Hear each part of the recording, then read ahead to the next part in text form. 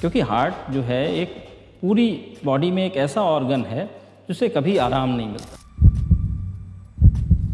सोते समय भी आराम नहीं मिलता, कभी आराम नहीं मिलता, ये हर समय धड़कता रहता है।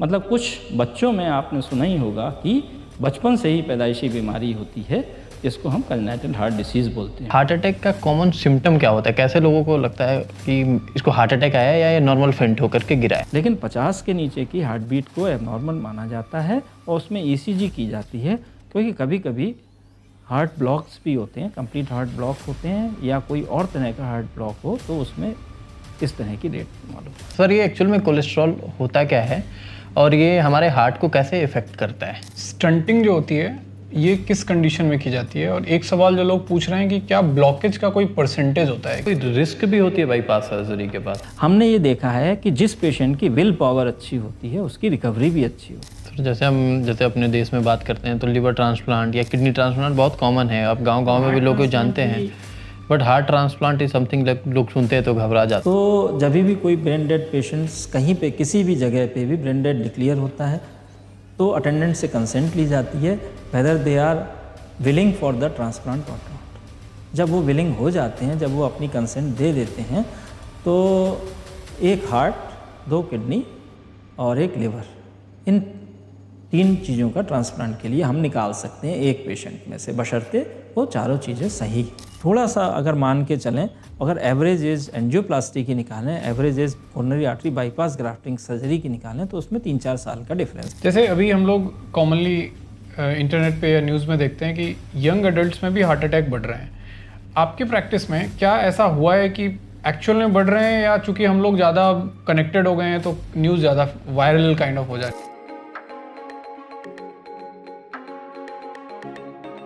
सो नमस्कार, आज bringing specialty care knowledge to the last mile के हमारे पॉडकास्ट सीरीज में है हमारे साथ डॉक्टर संजय गुप्ता, जो कि एक सीनियर CTPS सर्जन हैं at Fortis Basant Kunj. So sir, welcome to Bigo Health podcast. मैं डॉक्टर संजय गुप्ता हूँ, मैं cardiothoracic and vascular surgeon Fortis hospital Basant Kunj New Delhi में हूँ।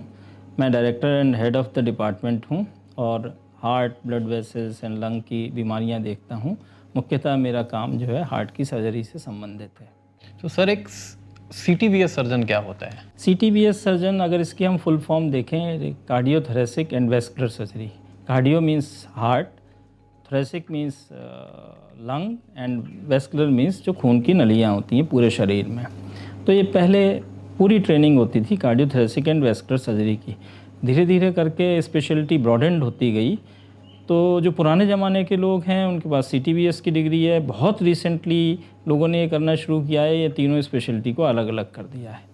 बट अभी भी जो डिग्री मिलती है वो कार्डियोथोरेसिक एंड वेस्कुलर सर्जरी की मिलती है। फिर लोगों ने धीरे धीरे करके ऑप्ट किया, कुछ लोग प्योर कार्डियक हो गए, कुछ लोग थोरेसिक हो गए, कुछ लोग प्योर वेस्कुलर हो गए।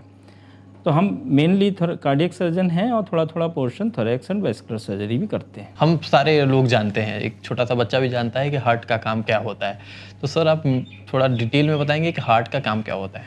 देखिए, हार्ट जो है एक पंप है, ये पूरे शरीर को खून देता है। और लंग एक ऐसी चीज़ है जो खून को साफ़ करती है, खून को ऑक्सीजन खून के अंदर देती है। तो हार्ट में 4 चैम्बर होते हैं, 2 अच्छे खून के होते हैं, 2 ख़राब खून के होते हैं। एक चैम्बर में खून आके इकट्ठा होता है, दूसरे चैम्बर से खून पंप होता है। तो इस तरह से 4 वाल्व भी होते हैं। पूरे शरीर का खून वापस हार्ट में जाता है और राइट एट्रियम में जाता है। तो राइट साइड के दोनों चैम्बर्स यूजुअली जो हैं वो ख़राब खून के होते हैं, डीऑक्सीजनेटेड ब्लड के होते हैं, जिसमें ऑक्सीजन की मात्रा कम होती है। राइट एट्रियम से खून राइट वेंट्रिकल में जाता है, बीच में एक ट्राइकस्पिड वाल्व होता है। फिर राइट वेंट्रिकल से खून जो है फेफड़ों में जाता है और वहाँ पे जो वाल्व होता है उसको पल्मोनरी वाल्व बोलते हैं। फिर फेफड़ों में जाके ये खून ऑक्सीजनेटेड होता है और उसको ऑक्सीजन मिलती है। फिर साफ़ खून बन के ये left side of the heart में जाता है, जिसको लेफ़्ट एट्रियम बोलते हैं, और लेफ़्ट एट्रियम से लेफ़्ट वेंट्रिकल की जाता है। दोनों के बीच में एक वाल्व होता है जिसको माइट्रल वाल्व बोलते हैं। और फिर लेफ़्ट वेंट्रिकल से ये साफ़ खून एओर्टा के थ्रू, एओर्टिक वाल्व के थ्रू पूरे शरीर में जाता है। तो ये एक बेसिक हार्ट का फंक्शन है। इसको हम एक कार्डियक साइकिल भी बोलते हैं। एक पर्सन के अंदर ऐसे कौन से सिम्टम्स दिखते हैं जब उनको एक कार्डियोलॉजिस्ट के साथ कंसल्ट करना चाहिए? अब देखिए जैसे ये हार्ट है, तो हार्ट में क्या होता है कि एक तो मसल होती है और 4 वाल्व होते हैं और एक कंडक्शन सिस्टम भी होता है। क्योंकि हार्ट जो है एक पूरी बॉडी में एक ऐसा ऑर्गन है जिसे कभी आराम नहीं मिलता, सोते समय भी आराम नहीं मिलता, कभी आराम नहीं मिलता, ये हर समय धड़कता रहता है। और इस हार्ट की खूबी ये है कि हार्ट की हर मसल जो है वो एक निश्चित रेट पे खुद धड़कती रहती है। तो ये जो कंडक्शन सिस्टम होता है कि एक हार्ट से एक जगह से एक इनिशिएट होता है कंडक्शन और वो पूरे हार्ट में कंडक्ट होता है, उसके बाद हार्ट कंट्रैक्ट करता है। तो इसकी बीमारियां भी 4 तरह की हो जाती हैं। तो जो हार्ट की मसल्स को खून सप्लाई करी जाती है उनको कोरोनरी आर्टरी बोलते हैं। तो कोरोनरी आर्टरीज़ में अगर कोई बीमारी पैदा होती है तो उसको चेस्ट पेन होता है पेशेंट को। हार्ट की मसल में कोई प्रॉब्लम होती है तो उसको हार्ट फेलियर वाले सिम्टम्स होते हैं।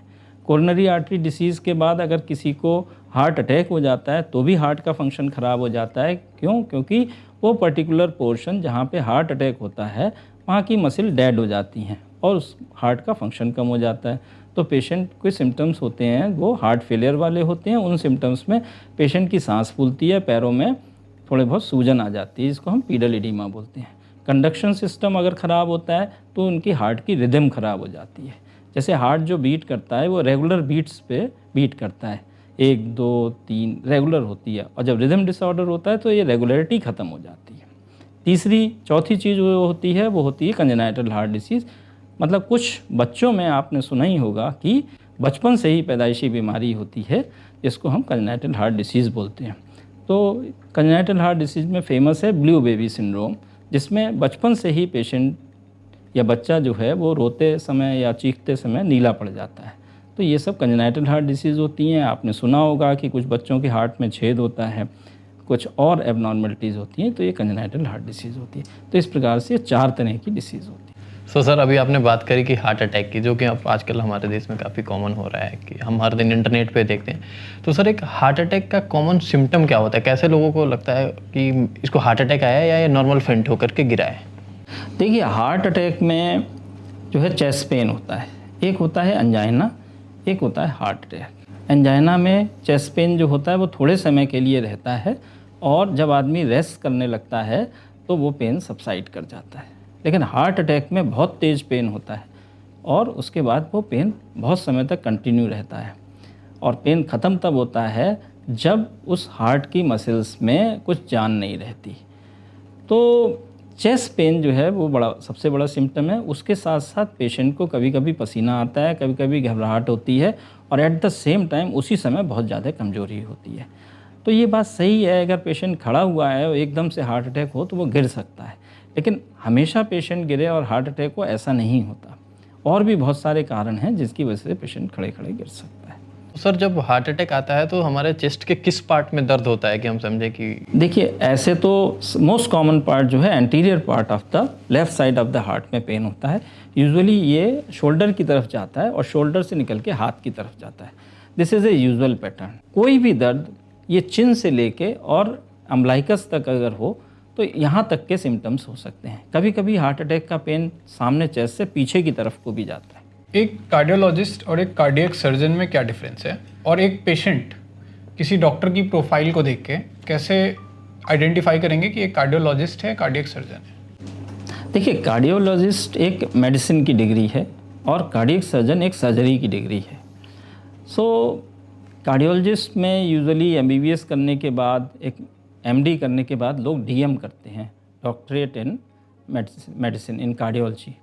तो DM करने वाले कार्डियोलॉजिस्ट होते हैं और MS और MCH करने वाले कार्डियक सर्जन्स होते हैं। कार्डियोलॉजिस्ट जो हैं, पहले उनके पास पेशेंट आता है, वो उसको ट्रीट करते हैं, ट्रीटमेंट के बाद वो डायग्नोस करते हैं, फिर पेशेंट जो है कार्डियक सर्जन के पास आता है अगर उसको कार्डियक सर्जरी की ज़रूरत होती है। तो यूजुअली पढ़ते कार्डियक सर्जन भी हैं, लेकिन वो इसलिए पढ़ते हैं कि पेशेंट की पैथोफिजियोलॉजी जान सकें। लेकिन usually first patient should go to the cardiologist who is having DM degree. Sir, treatment wise एक कार्डियोलॉजिस्ट में और कार्डियक सर्जन में क्या प्रोसेस? जैसे कोई स्टंटिंग, किसी को हार्ट अटैक आता है तो आजकल स्टंटिंग बहुत कॉमन कीवर्ड है, तो सर वो जो स्टंटिंग होता है वो कौन करता है? सबसे पहले पेशेंट को हार्ट अटैक होता है, वो कार्डियोलॉजिस्ट के पास जाता है। तो जो छोटे शहरों में एंजियोग्राफी की सुविधा नहीं होती, मशीन थोड़ी महंगी आती है, तो छोटे शहरों में कार्डियोलॉजिस्ट हो सकते हैं बट एंजियोग्राफी नहीं होगी, उस समय एंजियोग्राफी की ज़रूरत होती है। तो एंजियोग्राफी पहले कार्डियोलॉजिस्ट करते हैं और वो देखते हैं कि अगर जो हार्ट में ब्लॉक है अगर वो सूटेबल है फॉर स्टेंटिंग तो वो उसको स्टेंट करते हैं। तो स्टेंटिंग इंडिया में कार्डियोलॉजिस्ट करते हैं। फिर उसके बाद अगर सूटेबल नहीं होता है स्टेंट के लिए तो कार्डियक सर्जन के पास पेशेंट आते हैं, वो उनकी सर्जरी करते हैं।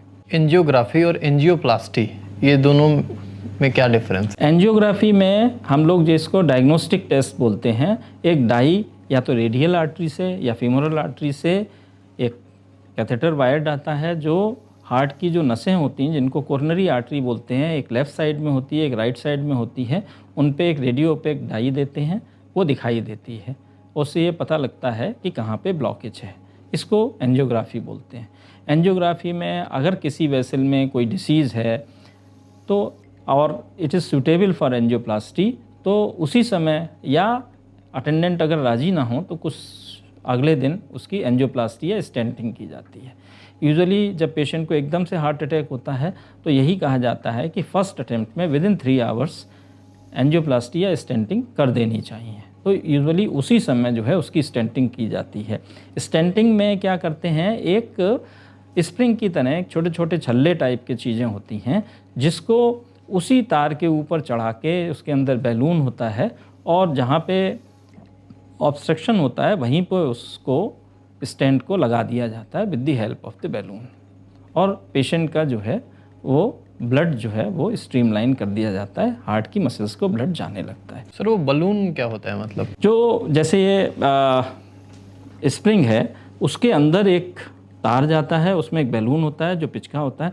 अब हमें इस वॉल पे स्टेंट को ऐसे करना है तो बैलून को फुलाते हैं तो वो जो स्टेंट है या जो छल्ला है वो वॉल पे जाके चिपक जाता है, तो इसलिए उस बैलून की ज़रूरत होती है। फिर उस बैलून को डिफ्लेट करते हैं, उसको वापस निकाल लेते हैं, तो छल्ला वहीं रह जाता है और बैलून जो है वो बाहर निकल आता है। सो डॉक्टर संजय, एक स्मॉल टाउन में कार्डियक सर्जरी की फैसिलिटी वर्सेस एक बिग टाउन जैसे दिल्ली या यहाँ फोर्टिस वसंत कुंज में कार्डियक सर्जरी की फैसिलिटी में क्या डिफरेंस होता है? चलो अब हम इसको डिवाइड करते हैं कि एक कस्बा होता है, एक शहर होता है, और शहरों में 3 तरह के शहर होते हैं, टायर 1, टायर 2, टायर 3। जैसे दिल्ली मुंबई को जो है टायर 3 सिटीज़ अगर हम कहें, टायर 1 कहें, तो टायर 2 पटना, लखनऊ या मुजफ्फरपुर को कह सकते हैं। एक टायर 1 सिटीज़ होती हैं मधुबनी टाइप की, और बाकी कस्बे हैं। तो यूजुअली हमने देखा है कि कस्बों में भी आजकल ECG मशीन होती है, और जैसे ही आप शहर में आते हो तो वहाँ पे इको TMT मिलने लगता है। टायर 2 सिटीज़ में आजकल जो है एंजियोग्राफी की भी सुविधा है, और जो टायर 1 सिटीज़ में है उसमें सभी तरह की सुविधाएं हैं। तो अगर कोई आदमी मरीज़ गांव में रहता है और उसको चेस्ट पेन होता है तो सबसे पहला काम उसने ये कराना है कि उसने एक ECG कराना है। ECG से ये पता लगेगा कि उसको हार्ट अटैक हो रहा है या नहीं हो रहा है। अगर एंजियोग्राफी की सुविधा वहाँ से काफ़ी दूरी पे है तो आजकल पहले कहते हैं कि थ्रोम्बोलिसिस कर दी जाए। थ्रोम्बोलिसिस का मतलब क्या होता है, जो क्लॉट जमा हुआ है उसको एक दवाइयाँ आती हैं जो क्लॉट गला देती हैं, उनको गलाया जाए या पेशेंट को रेफ़र कर दिया जाए बड़े शहर की तरफ। दूसरी चीज़ क्या है, 2 तरह के दूसरे पेशेंट्स को से कैसे होते हैं कि एंजाइना हो रहा है, ECG में थोड़े से चेंजेस हैं, ज़्यादा नहीं हैं, जो इसको अमाउंट नहीं करते, ये हार्ट अटैक है। तो उनके लिए हमारा एडवाइस होता है कि ECG के साथ ट्रॉप्टी करें। अगर ट्रॉप्टी नेगेटिव है, ट्रॉप्टी क्या है, ट्रॉप्टी एक टेस्ट है जो ये बताता है कि हार्ट अटैक हुआ है या नहीं हुआ है। ये हार्ट के एंजाइम पे डिपेंड करता है। जब भी हार्ट अटैक होता है या हार्ट की एक भी मसल डैमेज होती है तो ट्रॉप्टी बढ़ा हुआ आता है। फिर उसके बाद पेशेंट को जो है हम अगर ट्रॉप्टी नेगेटिव है तो उसमें TMT करी जाती है, ट्रेडमिल टेस्ट। इसमें एक ECG के इलेक्ट्रोड पेशेंट के सीने पे लगाते हैं और वो TMT पे रन करता है। TMT पे रन करने का एम क्या होता है कि मरीज़ एक एक्सरसाइज कर रहा है जिससे उसकी हार्ट रेट बढ़ेगी। तो मैक्सिमम एक्सरसाइज में अगर ECG में चेंजेस आते हैं तो उसको एंजियोग्राफी के लिए रेफ़र किया जाता है। दूसरी चीज़ क्या है, टायर 1 और टायर 2 सिटीज़ में, टायर 2 और टायर 3 सिटीज़ में हमको क्या मिल जाता है, हमको ईको मिल जाता है। ईको में हमें हार्ट का फंक्शन दिखाई देता है। अगर हार्ट के फंक्शन में लेफ़्ट वेंट्रिकल, जो कि हार्ट का वो चैम्बर है जो पूरे शरीर को खून देता है, उसमें कोई एबनॉर्मेलिटी, उसमें वॉल मोशन की एबनॉर्मेलिटी या हार्ट की लेफ्ट वेंट्रिकल की कोई पोर्शन कम धड़कता हुआ महसूस होता है, वो ये बताता है उस तरफ खून की सप्लाई कम है। तो इको से भी हम थोड़ा बहुत जज कर सकते हैं कि इनको कोरोनरी आर्टरी डिसीज़ है या नहीं है। इन पेशेंट्स के लिए एंजियोग्राफी के लिए भेजते हैं। ये पेशेंट पे डिपेंड करता है कि वो एंजियोग्राफी टायर 2 में कराता है या टायर 1 सिटीज़ में कराता है। एक बार एंजियोग्राफी जब हो जाती है और उसमें डिसीज़ एस्टेब्लिश हो जाती है, फिर निर्णय लेना होता है कि इसमें स्टेंटिंग की ज़रूरत है या सर्जरी की ज़रूरत है। तो यूजुअली जो भी व्यक्ति एंजियोग्राफी करता है वो खुद कार्डियोलॉजिस्ट होता है, वो डिसाइड करता है कि इसमें किस चीज़ की ज़रूरत है। कभी कभी पेशेंट्स हमारे पास आते हैं जो एंजियोग्राफी लेके सेकंड ओपिनियन के लिए आते हैं कि क्या चीज़ इसमें अच्छी है, कि हम स्टेंटिंग कराएं या सर्जरी कराएं। तो अगर एक आध वेसल में डिसीज़ होती है, 2 वेसल में डिसीज़ होती है, लीजन बिल्कुल क्लीन होते हैं और बहुत ज़्यादा डिफ्यूज़ डिसीज़ नहीं होती है, तो इसमें स्टेंटिंग की जाती है। और जब ट्रिपल वेसल डिसीज़ हो या पेशेंट डायबिटिक हो या लीजन्स थोड़े डिफ्यूज़ हों, तो इसमें सर्जरी की जाती है। तो हम यह प्रेफर करेंगे कि पेशेंट जो है टायर 1 या टायर 2 सिटीज़ में जाके सर्जरी कराए, और एंजियोप्लास्टी वो टायर 2 सिटीज़ में भी करा सकता है अगर उसके पास टायर 1 में जाने की सुविधा नहीं। तो सर, एक पेशेंट्स को जब हार्ट की सर्जरी स्पेशली दिल्ली जैसे बड़े शहरों में ही क्यों करानी चाहिए?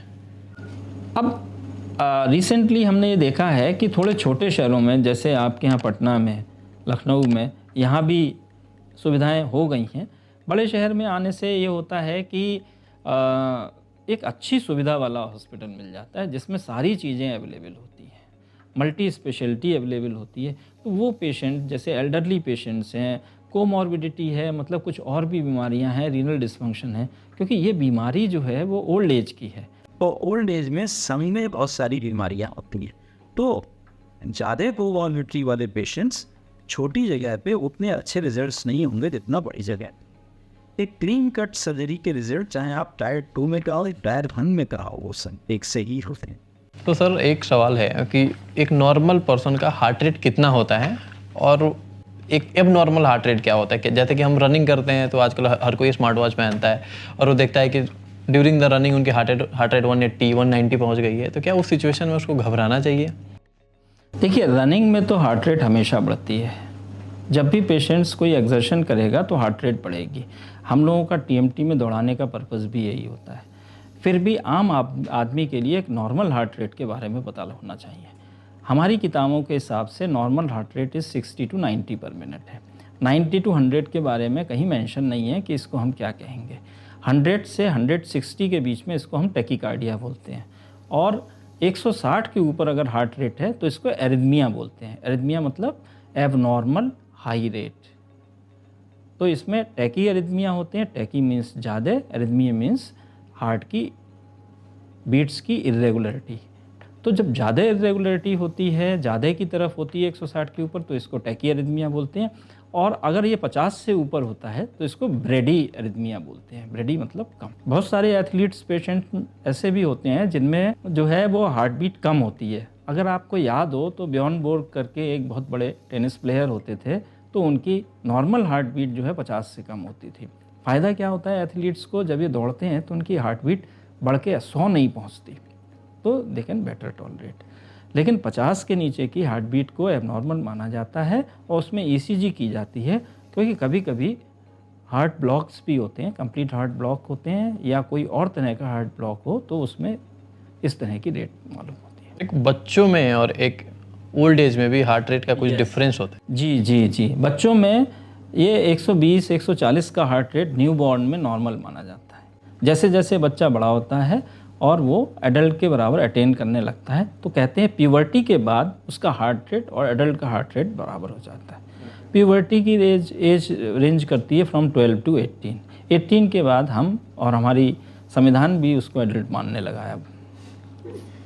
एक जो बहुत कॉमन क्वेश्चन है इंटरनेट पे भी, और हमारे को रिसर्च में भी पूछा लोगों ने, कि मोस्ट एक्यूरेट हार्ट टेस्ट जैसा कुछ होता है, जैसे ईसीजी है, इको है, टीएमटी है, तो इसमें से कुछ ऐसा होता है जिसको हम लोग मोस्ट एक्यूरेट हार्ट टेस्ट बोल सकते हैं? बहुत अच्छा बोला, बहुत अच्छा सवाल है। देखिए, अगर किसी को कोरोनरी आर्टरी डिसीज या हार्ट में पेन की दिक्कत है और वो छोटे शहर में रहता है, तो मोस्ट एक्यूरेट इसे ट्रेडमिल टेस्ट TMT है। और बच्चों में जिनमें ये शक शुबा है कि इसको कोई बचपन से ही हार्ट की बीमारी ना हो, तो उसमें बेस्ट टेस्ट इकोकार्डियोग्राफी है। हार्ट ब्लॉक के बारे में अभी आपने बात किया, तो हार्ट ब्लॉक क्या होता है, उसके सिम्टम्स और कैसे डायग्नोसिस? देखिए, जैसे मैंने पहले आपको बताया, हार्ट में 4 चैम्बर होते हैं और हार्ट की हर मसल अपने आप से एक रेगुलर इंटरवल पे कंट्रैक्ट करती है। तो हर मसल का कंट्रैक्शन का रेट अलग अलग होता है। तो कोई चीज़ ऐसी होगी हार्ट में जो हार्ट के रेट को कंट्रोल करती है। तो यूजुअली ये एक ऐसे नोड होती है जो राइट एट्रियम, राइट साइड वाले उस चैम्बर के पास होती है जहाँ खून इकट्ठा होता है, वहाँ से शुरू होती है, पूरे हार्ट में ट्रैवल करती है। ऐसे नोड से AV नोड से पूरे वेंट्रिकल में ट्रैवल करती है। तो इस कंडक्शन सिस्टम में अगर कहीं कोई रुकावट आती है, तब जो है एरिथमियाज शुरू होते हैं। दूसरी चीज़ क्या होती है कि कभी कभी कोई हार्ट की मसल इस्कीमिक है या एट्रियम बहुत बड़ा हो गया है, तो वहाँ से अपने आप रीजनरेशन शुरू होता है और उसकी वजह से टैकी एरिथमियाज होते हैं। तो अगर वेंट्रिकल से टैकी एरिथमिया, टैकी मीन्स ज़्यादा, एरिथमिया मीन्स हार्ट की एबनॉर्मेलिटी, मतलब हार्ट रेट बहुत ज़्यादा हो जाए, तो ये बीमारियां होती हैं और इनको उस तरह से इलाज किया जाता है। इसमें बेस्ट टेस्ट होता है ECG, और ECG भी उस समय करना होता है जब उसको इस तरह के एरिथमिया हो रहे हैं। सर, जैसे आजकल हम इंटरनेट पे बहुत, इंस्टाग्राम पे रील्स और यूट्यूब शॉर्ट्स पर आजकल वीडियो आते हैं, कोलेस्ट्रॉल कोलेस्ट्रॉल कोलेस्ट्रॉल कम कीजिए। तो सर, ये एक्चुअल में कोलेस्ट्रॉल होता क्या है और ये हमारे हार्ट को कैसे इफेक्ट करता है? कोलेस्ट्रॉल एक बड़ा टर्म है। इसमें कुछ अच्छा कोलेस्ट्रॉल होता है और कुछ ख़राब कोलेस्ट्रॉल होता है। तो जो अच्छा कोलेस्ट्रॉल होता है वो हाई डेंसिटी लाइपोप्रोटीन HDL बोलते हैं, और जो ख़राब कोलेस्ट्रॉल उसका होता है उसको LDL लो डेंसिटी लाइपोप्रोटीन या VLDL very low density lipoprotein करते हैं। तो अच्छे कोलेस्ट्रॉल की मात्रा ज़्यादा होनी चाहिए और ख़राब कोलेस्ट्रॉल की मात्रा कम होनी चाहिए। तो HDL एक अच्छा कोलेस्ट्रॉल माना जाता है, और अगर आप अच्छी एक्सरसाइज करें, अच्छा योगा करें, तो HDL बढ़ता है। ये अच्छा HDL और अच्छा कोलेस्ट्रॉल आपके हार्ट की मसल्स को सप्लाई करने वाली नसें, जिनको कोरोनरी आर्टरीज बोलते हैं, उनकी अंदर की सतह को अच्छा रखता है और वहाँ पे प्लाक बनने से या प्लाक डिसरप्शन होने से रोकता है। जबकि जो बुरा कोलेस्ट्रॉल जो LDL है, वो आपके अंदर हार्ट की मसल्स में वो कुछ और चीज़ों के साथ मिलके डिपॉजिट होके उन नसों में जो है जमा होता है, प्लाक बनाता है, रुकावट पैदा करता है। तो LDL आता कहाँ से है? ये आपके रेगुलर फैट से आता है। जो फैट नॉर्मल टेम्परेचर में, जो घी नॉर्मल टेम्परेचर में थोड़ा सा पतला रहता है, उसमें LDL कम होता है, और जो जम जाता है, जैसे पहले के ज़माने में बोलते थे डालडा घी वगैरह, ये थोड़ा कम खाना चाहिए, इनसे LDL जो है वो बढ़ जाता है। तो कोशिश ये करें कि खूब एक्सरसाइज करें, अपना HDL बढ़ाएं, घी का सेवन कम करें, जिससे कि आपको हार्ट अटैक कम हो।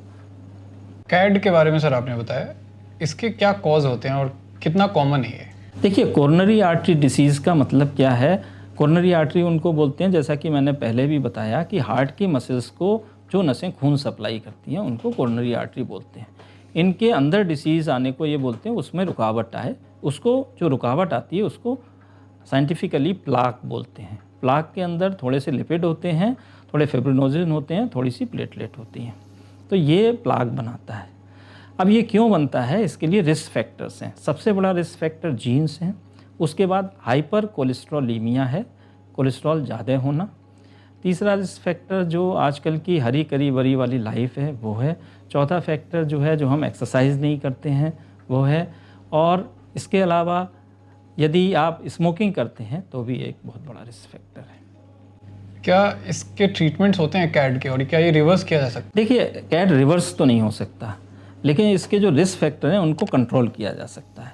अब जेनेटिक को हम कंट्रोल नहीं कर सकते, स्मोकिंग हम सिडेट्स कम कर सकते हैं, हम डायबिटीज़ को कंट्रोल रख सकते हैं, हम हाइपरटेंशन को कंट्रोल कर सकते हैं, हम एक्सरसाइज कर सकते हैं और अपने कोलेस्ट्रॉल को कम कर सकते हैं एक्सरसाइज के माध्यम से और दवाइयों के माध्यम से। इस तरह से हम इनको प्रिवेंट कर सकते हैं।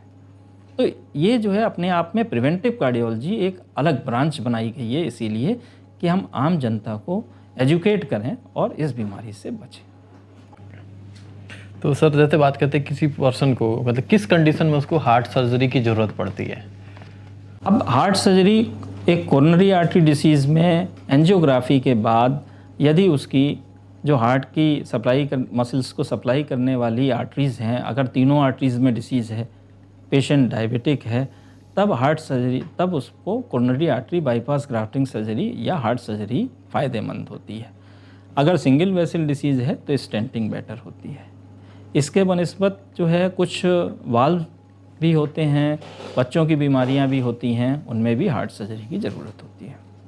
तो सर एक जनरल पर्सन को जो रिप्लेसमेंट ऑफ हार्ट वाल्व है वो कब ज़रूरत पड़ती है और इसकी कितना लाइफ ड्यूरेशन होता है एक आर्टिफिशियल? देखिए, जो अगर कोई हार्ट वाल्व में डिसीज़ है तो जो लेफ़्ट साइड के वाल्व होते हैं वो सिस्टम पे करते हैं अफेक्ट, जैसे कि माइट्रल वाल्व जो लेफ़्ट एट्रियम लेफ़्ट वेंट्रिकल के बीच में होता है, और एओर्टिक वाल्व जो लेफ़्ट वेंट्रिकल और एओर्टा के बीच में होते हैं, जिसमें अच्छा खून जाता है। इन वाल्व को ज़्यादा इम्पॉर्टेंट माना गया है, राइट साइड के वाल्व को उतना इम्पॉर्टेंट नहीं माना गया है। क्यों? क्योंकि उसके साथ पेशेंट जिंदा रह सकता है। देखिए, अगर इन वाल्व में खराबी आती है तो इनको बदलना पड़ता है। अब इसको what will be the timing of the surgery क्या होगी, इसके लिए इकोकार्डियोग्राफी करी जाती है। इकोकार्डियोग्राफी करके हम उसकी ये देखते हैं कि कितनी सीवियरिटी है। वाल्व में दो ही चीज़ें हो सकती हैं, या तो वाल्व फेल हो जाए मतलब लीक करने लगे, या वाल्व सिकुड़ जाए, उसको हम स्टेनोसिस बोलते हैं। जब लीक करने लगता है तो उसको रिगर्जिटेशन बोलते हैं। तो कितने रिगर्जिटेशन में करना है, अभी कितना हुआ है और कितनी स्टेनोसिस हुई है, वो उस लेवल तक पहुंची है या नहीं पहुंची है, जब इसको सर्जरी की ज़रूरत है, ये हम इकोकार्डियोग्राफी से एसेस करते हैं और उससे हम निर्णय लेते हैं कि अब जो है इस पेशेंट को वाल्व बदलना चाहिए। लास्ट टाइम एक पेशेंट ने जब आपसे सेकंड ओपिनियन लिया था तो आपने उसको बताया था उसके अंदर कि अलग अलग तरह के भी वाल्व्स आते हैं। तो वो क्या है? तो वाल्व जो हैं वो दो तरह के होते हैं, एक तो प्योरली मैकेनिकल वाल्व होता है और एक टिश्यू वाल्व होता है। जो मेटेलिक वाल्व्स होते हैं वो यूजुअली पूरी ज़िंदगी पेशेंट की चला सकते हैं, लेकिन जो मेटल होती है, जब भी कोई भी फॉरेन बॉडी ब्लड के सरफेस से आएगी तो वो उसमें खून का थक्का बनने के चांसेस होते हैं। तो उसके लिए ज़िंदगी भर खून पतला करने की दवा खानी पड़ेगी, जिसको हम विटामिन के एंटागोनिस्ट बोलते हैं, जो यूजुअली एसीट्रोम और वारफरिन के नाम से बाज़ार में मिलती है। अगर हम ज़्यादा दवाई ले लेंगे तो खून ज़्यादा पतला हो जाएगा, तो चारों तरफ से बहने लगेगा। कम दवाई लेंगे तो खून कम पतला होगा, तो वाल्व पे खून का थक्का जमा हो जाएगा, वाल्व को चोक कर देगा। तो ये देखने के लिए खून एक निश्चित अवधि तक पतला हुआ है, उसके लिए हम एक टेस्ट कराते हैं जिसको प्रोथ्रोम्बिन टाइम बोलते हैं। तो हम रेगुलर इंटरवल पे ये टेस्ट कराते हैं, उसके हिसाब से दवाई की डोज एडजस्ट करते हैं। दूसरा वाल्व जो होता है वो टिश्यू वाल्व होता है, जो टिश्यू से ही बनाया जाता है। तो इसमें ब्लड टिश्यू के संपर्क में आता है और खून का थक्का नहीं जमता है। लेकिन चूँकि ये फॉरेन टिश्यू है, इसको बॉडी उतना एक्सेप्ट नहीं करती है, तो ये डीजनरेट करता है। तो ये डीजनरेट यूजुअली 10-12 साल में ये डीजनरेट कर जाता है, फिर दोबारा वाल्व बदलने की ज़रूरत पड़ती है। लेकिन इसमें खून को पतला करने की दवाई की ज़रूरत नहीं होती है। तो यूजुअली जो है, जब पेशेंट ओल्ड होता है तो हम टिश्यू वाल्व डालते हैं कि शायद दूसरी सर्जरी की ज़रूरत ना हो। यंग पेशेंट में हम मेटेलिक वाल्व डालते हैं, इसलिए कि ये पूरी साल चल सके। एक वाल्व से रिलेटेड बहुत कॉमनली लोग जो पूछ रहे थे कि क्या एक पर्सन वाल्व लगाने के 20 साल बाद तक जिंदा रह सकता है? देखिए, अगर टिश्यू वाल्व पड़ा हुआ है तो ये थोड़ा सा मुश्किल है कि उसी वाल्व के साथ आदमी 20 साल तक जिंदा रहे। लेकिन होता क्या है कि हम उसको 12-15 साल के बाद चेंज कर देते हैं। जब चेंज कर देते हैं तो उसकी लॉन्गेविटी बढ़ जाती है। और जो मैकेनिकल वाल्व होते हैं वो यूजुअली ठीक चलते हैं, बट उसमें प्रॉब्लम जो आती है वो एंटीकोएगुलेशन या खून का थक्का बनने की ही आती है। उसी की वजह से पेशेंट को दिक्कत होती है और कई बार ये वाल्व बदलने भी पड़ जाते हैं जब वो खून के थक्के से ब्लॉक हो जाता है। कभी कभी पेशेंट को बहुत प्रॉब्लम होती है जब ओवरडोजिंग हो जाती है इन दवाइयों की, तो खून ज़्यादा पतला हो जाता है और पेशेंट्स जो हैं वो ब्लीडिंग की वजह से उनकी ज़िंदगी के लिए आ पड़ती है। लेकिन हम लोगों ने भी देखा है कुछ पेशेंट्स में 40-40 साल तक मरीज जिंदा रहे। जो पहला वाल्व स्टार एडवर्ड ने डाला था 70s में, वो पेशेंट अभी पिछले दशक में उसकी डेथ हुई। तो सर जो एक हार्ट वाल्व रिप्लेसमेंट की सर्जरी होती है, क्या ये बड़ी सर्जरी होती है, कॉम्प्लेक्स, और इसको सर्जरी करने में कितना टाइम लगता है? हार्ट वाल्व सर्जरी या coronary artery bypass grafting surgery बड़ी सर्जरी ही मानी जाती है। जैसे CABG में हम हार्ट खोलते नहीं हैं, क्यों? क्योंकि वो जो नसें जिनको हम बाईपास करते हैं वो हार्ट की सरफेस पे होती हैं, तो हार्ट खोलना नहीं पड़ता। लेकिन वाल्व हार्ट के अंदर होता है तो हार्ट को खोलना पड़ता है। तो नेसेसरीली हमको पेशेंट को एक हार्ट लंग मशीन होती है उस पर डालना पड़ता है। उसमें ये होता है कि हम सारा का सारा पेशेंट का ब्लड जो है मशीन में ले जाते हैं, जहाँ पे एक ऑक्सीजनेटर होता है जो लंग का काम करता है, वो उसको ऑक्सीजन देता है, फिर लौट के खून देता है पंप के साथ, उसको हम पेशेंट को दे देते हैं, जिससे पेशेंट जो है पूरा शरीर चलता रहता है। और हार्ट को हम स्टैंड स्टिल करते हैं, फिर उस वाल्व तक पहुंचते हैं, वाल्व को काटते हैं, उसकी जगह रिक्वायर्ड वाल्व को सिलते हैं। बट अब कुछ तरह के ऐसे वाल्व भी आए हैं जिनको हम वहाँ पे छोड़ दें तो भी वो वहाँ पे रुक जाते हैं। तो यूजुअली इस सर्जरी में 3 से 4 घंटे के बीच में लगता है।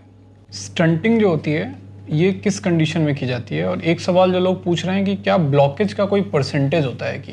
जी, ब्लॉकेज जैसे more than 50% is a significant blockage.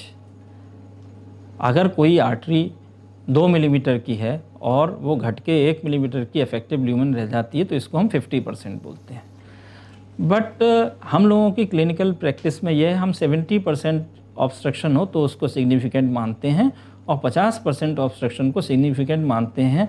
जो लेफ़्ट साइड की आर्टरी मेन आर्टरी होती है उसमें 50% को सिग्निफिकेंट मानते हैं, बाकी आर्टरीज में यूजुअली 70% को सिग्निफिकेंट मानते हैं।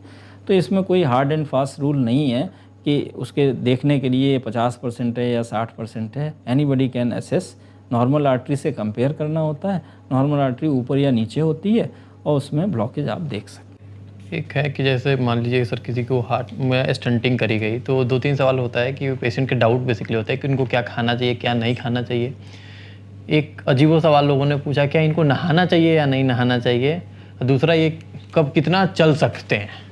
देखिए, स्टेंटिंग 2 कंडीशन में होती है। एक तो जब एक्यूट हार्ट अटैक के समय स्टेंटिंग की जाती है, और दूसरी स्टेंटिंग होती है जब आप TMT के बाद आप एंजियोग्राफी कराते हैं और उसमें बीमारी निकलती है, तब स्टेंटिंग होती है। एक्यूट हार्ट अटैक के बाद की स्टेंटिंग में 3-4 दिन का रेस्ट हम लोग एडवाइस करते हैं। बट दूसरी वाली जो स्टेंटिंग होती है उसमें रेस्ट एडवाइस नहीं होता। रेस्ट इसलिए एडवाइस होता है कि पेशेंट की एंजियोप्लास्टी किस रूट से की गई है। अगर हाथ के रूट से की गई है तो आप 2 दिन के बाद चल फिर सकते हो। अगर यहाँ से की गई है तो हम कहते हैं 3-4 दिन थोड़ा सा रेस्ट करो। और स्टेंटिंग के बाद एंटी प्लेटलेट्स, 2 एंटी प्लेटलेट खाना बड़ा ज़रूरी होता है।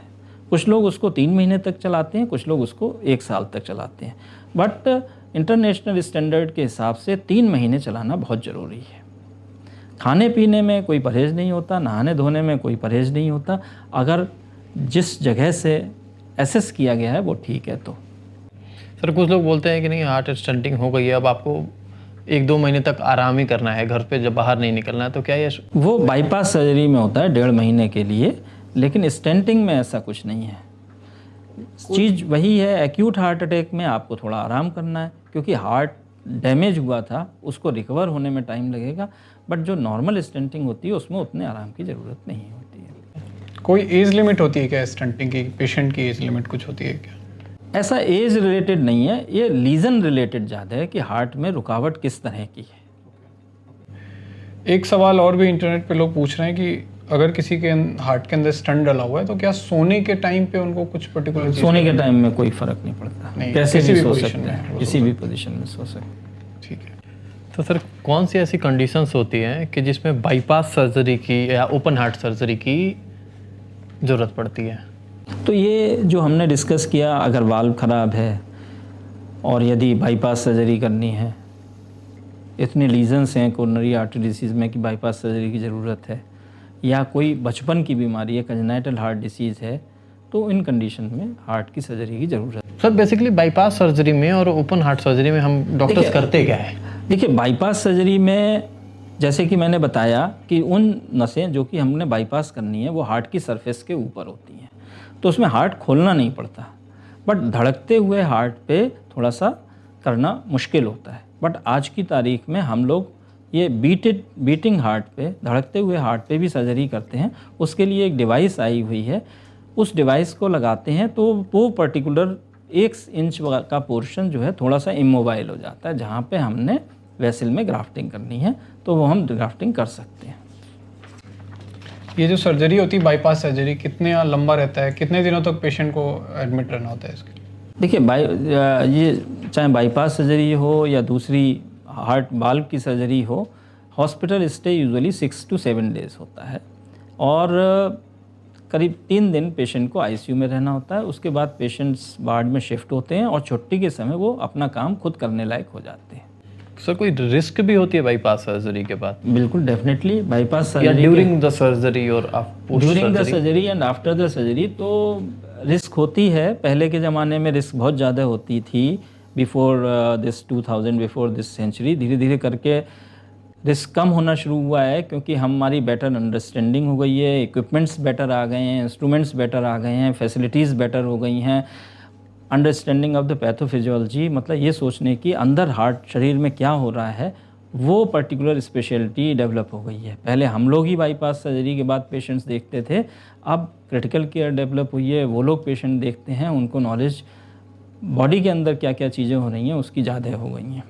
तो इसलिए जो है ये रिस्की सर्जरी होती थी। तो हम लोगों की बहुत सारी एसोसिएशंस हैं, तो उन्होंने फार्मूला भी बनाया हुआ है कि किस पेशेंट में कितना प्रेडिक्टेड रिस्क है। इनको STS स्कोर और यूरो स्कोर बोलते हैं। तो उस रिस्क से वी कैन एंटीसिपेट, हम ये पहले से आशा लगा सकते हैं कि भाई ये पेशेंट है, ये हाई रिस्क है, ये लो रिस्क है। तो इन स्कोरिंग सिस्टम से हम पता लगा सकते हैं। यूजुअली अगर नॉर्मली लो रिस्क पेशेंट होता है तो 1% का रिस्क होता है, एकदम से लो रिस्क और यंग पेशेंट है तो 0.6-0.7% का रिस्क होता है। लेकिन अगर उसके लंग डिसफंक्शन है, रीनल डिसफंक्शन है और इसको दमे की शिकायत है तो रिस्क बढ़ते चलते जाते हैं। जब आप सर्जरी के पहले काउंसलिंग करते होंगे पेशेंट या उनके अटेंडेंट की, तो जनरली आपके हिसाब से मिथ्स क्या होते हैं उनके मन में? देखिए 3-4 सवाल होते हैं। सबसे बड़ी चीज़ तो ये है कि रिस्क कितना है, पेशेंट घर जाएंगे नहीं आएंगे। तो हम ये सारे रिस्क स्कोर सिस्टम कैलकुलेट करके बताते हैं। आप कैलकुलेट इसलिए नहीं करते क्योंकि इतने दिन करते करते अब हमको रट गया है कि इसमें पेशेंट में कितना रिस्क है। इमरजेंसी सर्जरी करनी पड़ती है, emergency surgery very high risk होती है। जैसे कोई पेशेंट आपका हार्ट अटैक का आया, उसको ट्रिपल वेसल डिसीज़ है, स्टेंटिंग नहीं हो सकती है, तो वो पेशेंट्स जो हैं बहुत हाई रिस्क होते हैं।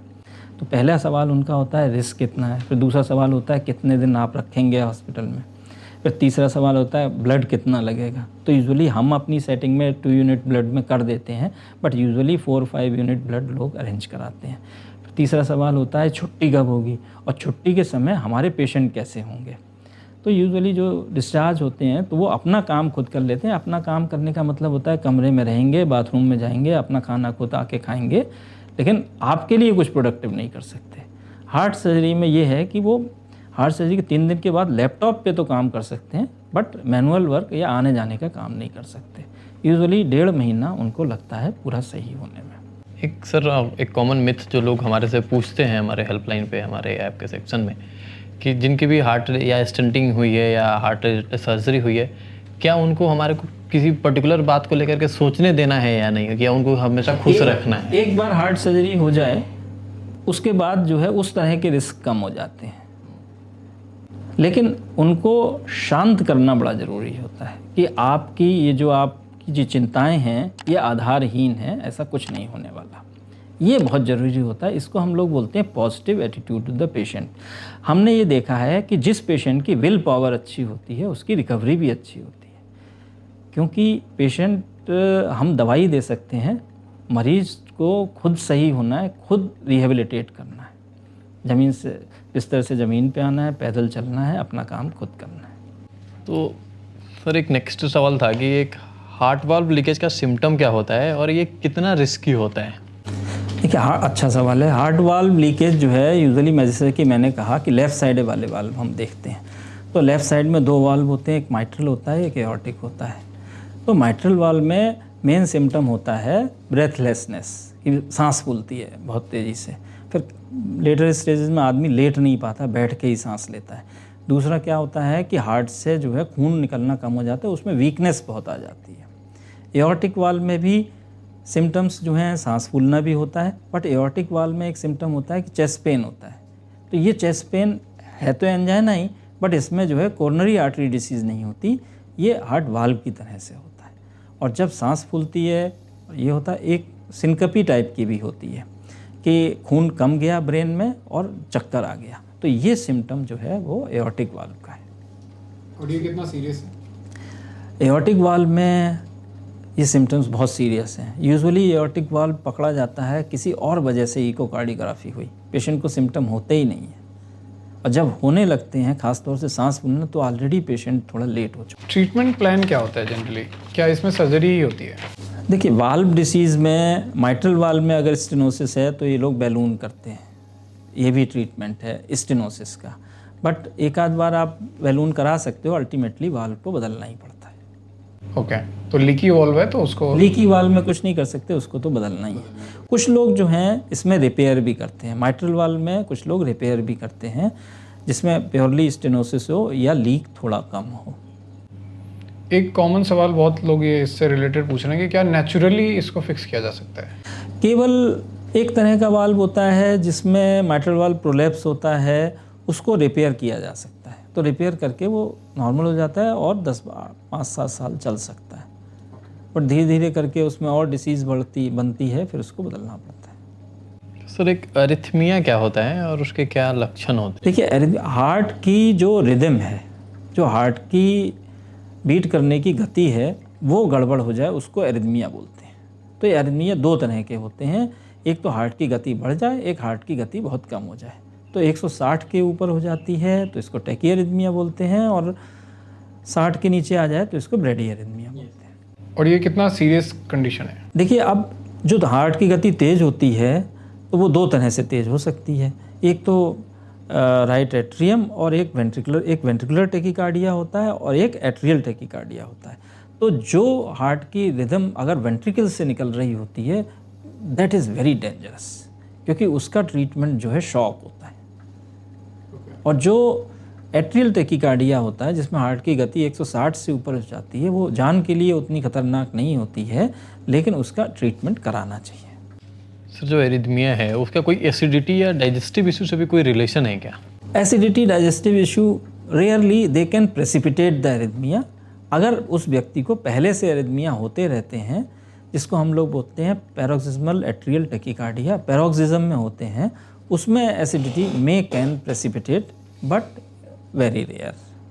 तो ट्रीटमेंट प्लान क्या होगा किसी को अब एरिथमिया? इसमें दोनों ट्रीटमेंट के लिए अलग अलग प्लान है, वेंट्रिकल का अलग है, एट्रियल का अलग है, कुछ और तरह के भी एरिथमियाज होते हैं। तो इसके लिए एक अलग से स्पेशलिटी है, इलेक्ट्रोफिजियोलॉजिस्ट बोलते हैं हम लोग उनको, वो भी डीएम कार्डियोलॉजी होते हैं। तो वो अपनी स्पेशलिटी चूज़ करते हैं, इलेक्ट्रोफिजियोलॉजी।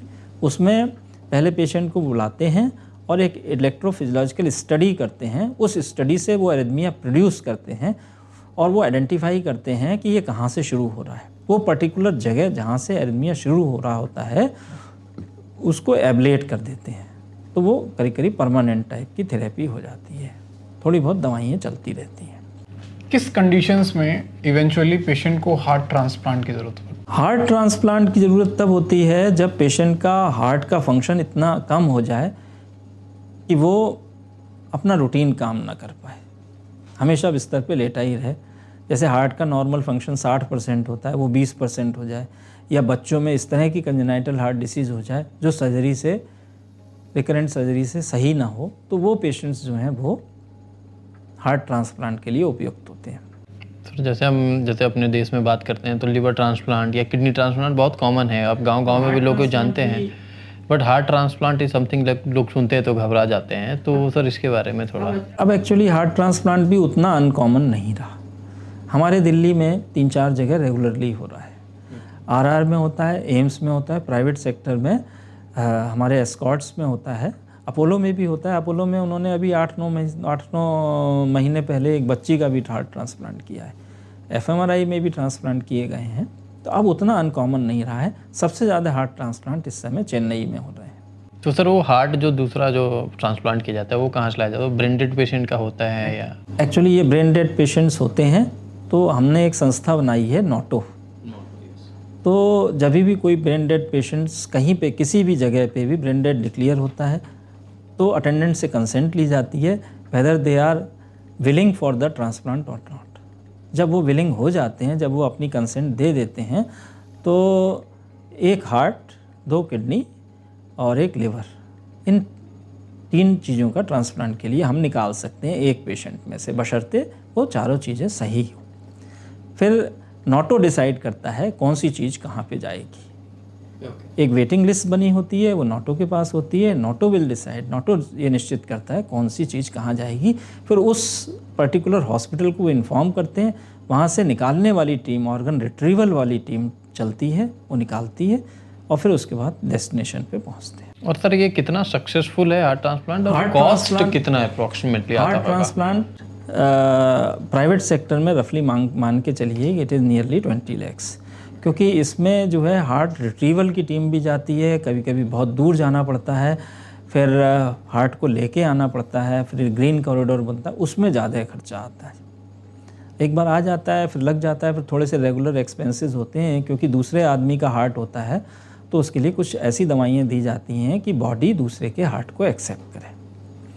बीच में एक सवाल आपने पूछा कि success rate, initially success rate उतना अच्छा नहीं था, बट अब mortality wise success rate acceptable हो गया है और लॉन्ग टर्म में हम लोग इसका 10 ईयर सर्वाइवल यूजुअली देखते हैं। हार्ट डिजीज़ जितने कॉमन है उससे रिलेटेड मिथ्स भी बहुत कॉमन है, चाहे हमने लोगों से बात किया या इंटरनेट पे भी बहुत कॉमनली लोग मिथ्स, तो हम थोड़ा सा उसके बारे में डिस्कस करेंगे। सबसे पहला जो और सबसे कॉमन सवाल जो लोगों ने हमसे पूछा वो है कि यार जब भी हार्ट की सर्जरी होती है तो डॉक्टर क्या करते हैं, वो चेस्ट से हार्ट को बाहर निकाल के फिर सर्जरी करते हैं। किसी भी सर्जरी में हार्ट को बाहर नहीं निकालते, वहीं रखे रखे सर्जरी करते हैं। हार्ट तो केवल ट्रांसप्लांट में ही निकलता है। ओके।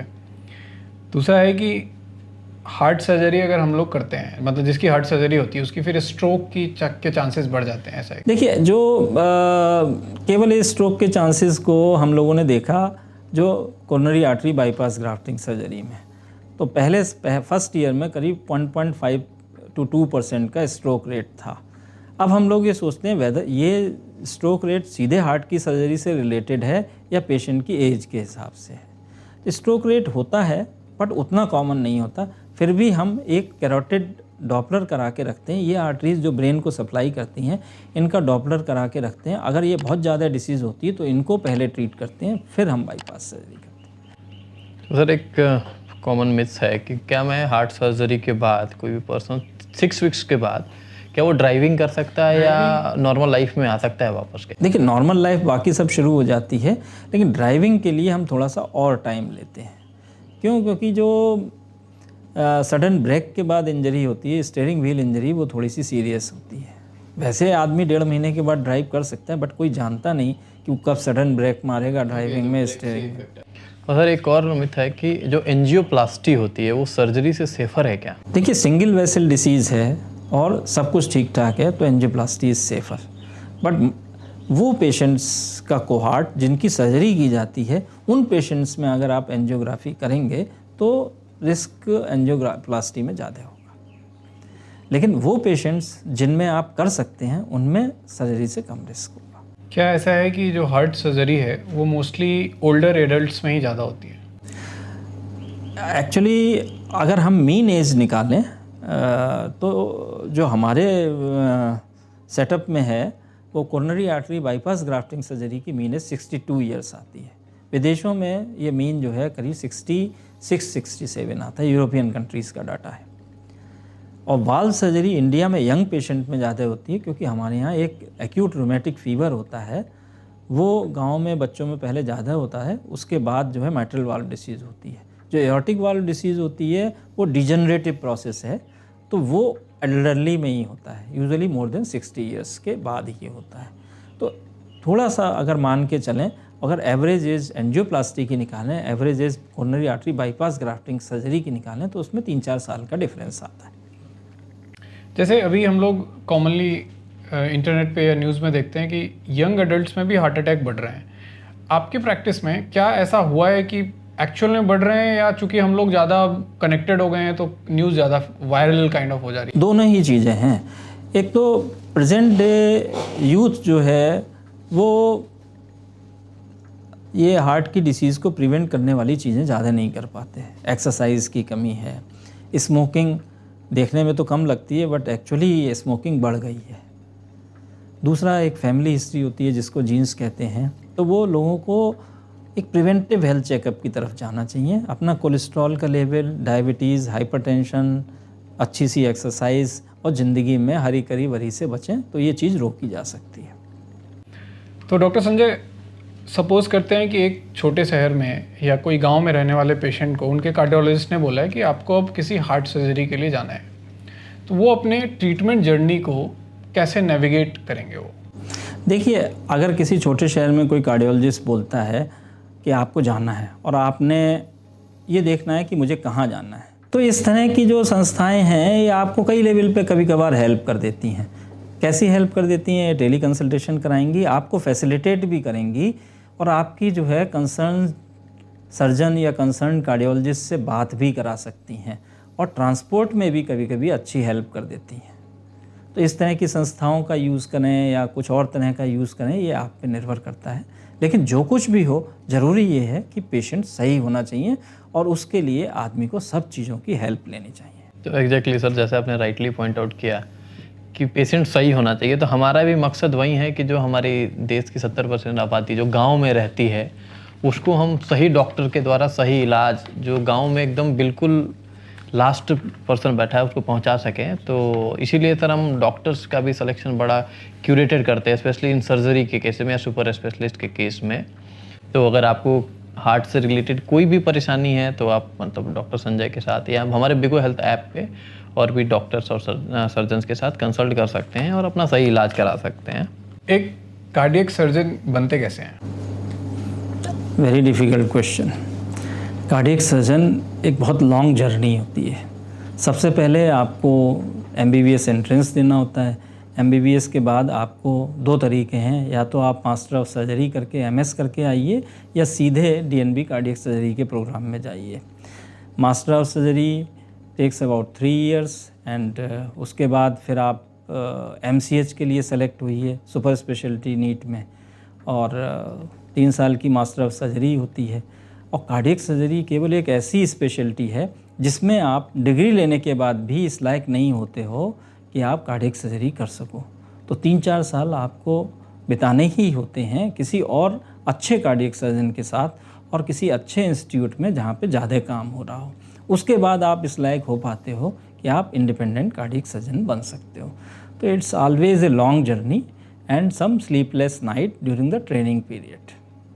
तो सर, जब इतनी लॉन्ग जर्नी है, टफ जर्नी है, तो सर आपने कार्डियक सर्जन बनने का क्यों डिसाइड किया? हमने क्यों डिसाइड किया, कभी कभी हमको लगता है ये डेस्टिनी थी, क्योंकि हम जब MS में थे तब भी हमको थीसिस टॉपिक भी माइट्रल स्टेनोसिस पे ही मिला था। तो मुझे लगता है ये डेस्टिनी थी, तभी डिसाइड हो गया था कि हमको कार्डियक सर्जन ही बनना है। So thank you sir, thank you for sharing all the information and hope sir जो भी इन्फॉर्मेशन आपने शेयर करी वो हमारे लास्ट माइल को हेल्प करेगा और उनको एक इन्फॉर्म्ड डिसीजन लेने में हेल्प करेगा कि सो दैट वो बेस्ट से बेस्ट इलाज पा पाएँ। और स्पेशली अगर आपको किसी भी तरीके की प्रॉब्लम है कार्डियक रिलेटेड, तो आप हमारे बिगो हेल्थ ऐप पे या नीचे कमेंट सेक्शन में भी आप अपने सवाल पूछ सकते हैं और डॉक्टर संजय उनको कोशिश करेंगे और हमारी टीम कि उसको जल्द से जल्द आपको सवाल को रिजॉल्व किया जाए। और मेक श्योर करें आप सवाल के नीचे आप अपना मोबाइल नंबर भी लिख दें। Thank you. Thank you Bigo Health. Continue your same program, it is a very good program और जनता के लिए हम सबको आगे आना चाहिए।